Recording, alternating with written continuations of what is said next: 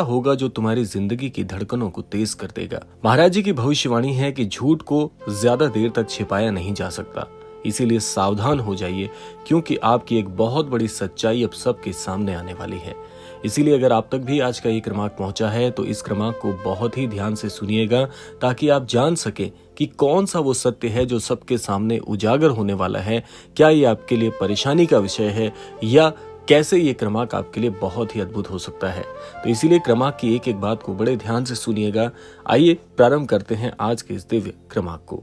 सबसे पहले खंड में हम जानेंगे कि नीम करौरी बाबा की दृष्टि में झूठ आखिर क्या है। बाबा नीम करौरी कहते थे, झूठ एक ऐसी अग्नि है जो पहले दूसरों को जलाती है, फिर अंत में स्वयं को ही भस्म कर देती है। उनका विश्वास था कि मनुष्य सत्य बोलने से भागे नहीं, बल्कि सत्य को स्वीकार करे, लेकिन सत्य मनुष्य से कभी दूर नहीं हो पाता, ये भी मनुष्य को समझ लेना चाहिए। आज के युग में लोग स्वार्थ के कारण अपने करीबी लोगों से भी झूठ बोलते हैं, दगा करते हैं, धोखा देते हैं, लेकिन उन्हें लगता है कि ये राज हमेशा छुपा ही रहेगा। बाबा जी कहते थे, हर झूठ के लिए एक नियत समय है जब वो अपने आप चीख कर सच बन जाता है।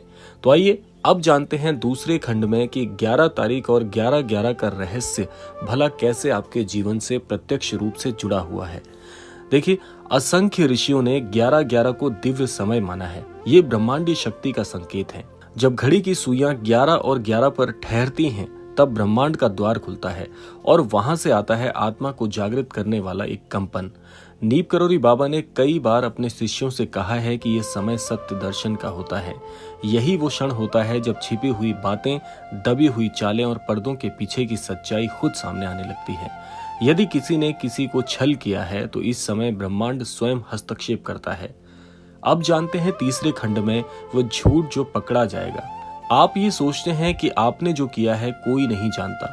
आपने अपनों को धोखा दिया, मासूम भरोसों को तोड़ा और फिर भी चैन से सोए। पर अब ये समय आ गया है कि 11 तारीख को 11:11 पर आपका वो झूठ उजागर होगा, जिसे सालों से आपने छिपा के रखा था।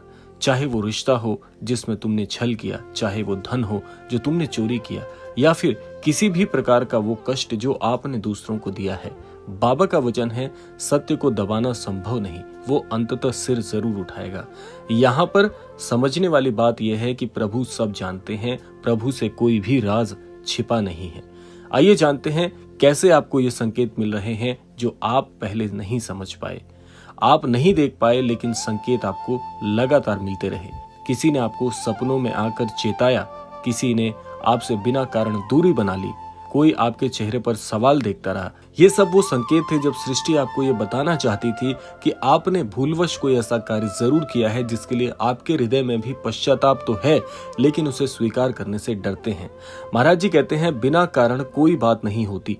चेतावनी समय पर आती है, पर सुनने वाला व्यक्ति अपने जीवन में लाभ प्राप्त कर लेता है, और जो अनसुना कर देता है ऐसा व्यक्ति पछताता रहता है। इसीलिए अब समय है आत्म परिवर्तन का, जो कि एकमात्र उपाय आपके लिए बचा है।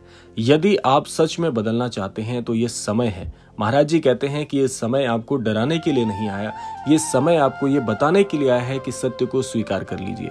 सच स्वीकारने में ताकत चाहिए होती है, झूठ तो हर कायर बोल सकता है।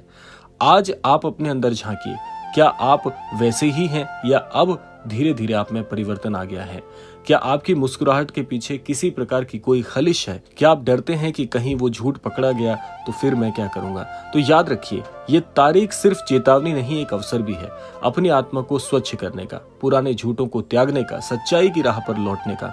महाराज जी का संदेश आपके लिए क्या बनता है? देखिए, महाराज जी हमेशा कहा करते थे कि सत्य बोलिए, राम का नाम लीजिए और मन को निर्मल कर लीजिए, फिर किसी प्रकार का कोई भय आपको भयभीत नहीं कर सकता। यदि आपने सच में किसी का दिल दुखाया है तो माफी मांग सकते हैं। यदि आपने किसी प्रकार का झूठ बोला है तो उसे स्वीकार कर सकते हैं। यदि आपका हृदय डर रहा है कि इस बात को स्वीकार कैसे किया जाए, तो महाराज जी के छवि चित्र के सामने जाकर हाथ जोड़कर विनती कर लीजिए कि महाराज जी, मुझसे भूलवश ये भूल हो गई है, दोबारा ऐसा कार्य नहीं होगा। इस प्रकार कहकर जब आप महाराज जी से प्रार्थना करेंगे तो ये समय आपके लिए भय की जगह एक अवसर बन जाएगा, क्योंकि कभी ना कभी किसी ना किसी स्थिति में आपको सुधार तो स्वयं के भीतर करना ही पड़ेगा।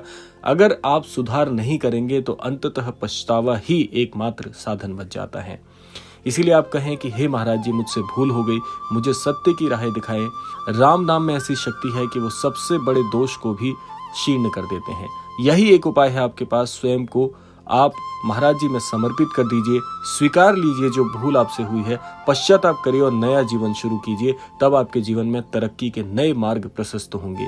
तो 11 तारीख को 11:11 पर जो होना है वो तो होगा ही, उसे कोई नहीं टाल सकता। लेकिन आप ये तय कर सकते हैं कि क्या आप उसके लिए तैयार हैं या नहीं।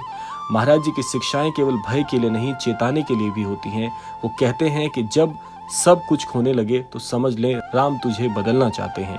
इसीलिए सावधान हो जाइए, स्वयं के भीतर झांकिए और तय करिए कि क्या आप खुद को सच में बदलना चाहते हैं या फिर उसी झूठ के अंधेरे में खोए रहना चाहते हैं जो अब बहुत जल्द उजागर होने वाला है। इसीलिए महाराज जी कहते हैं राम नाम ही सच्चा है, झूठ की उम्र थोड़ी होती है। 11:11 समय है आत्मदर्शन का, सावधान रहने का, नए परिवर्तनों का, नई योजनाओं का और नए अवसरों का। इसीलिए महाराज जी हमेशा आपके साथ हैं, ये बात हमेशा ध्यान रखिएगा। और महाराज जी आपसे ये चाहते हैं कि इस भूल को यदि आप स्वीकार लें, इस भूल को सुधारने के लिए अगर आप पश्चाताप करें, निसंदेह ये मौका आपके लिए बहुत ही अद्भुत हो जाएगा। ये समझ लीजिए आपके जीवन को पूरी तरह से बदलने वाला ये अवसर आपके जीवन में प्रवेश कर रहा है।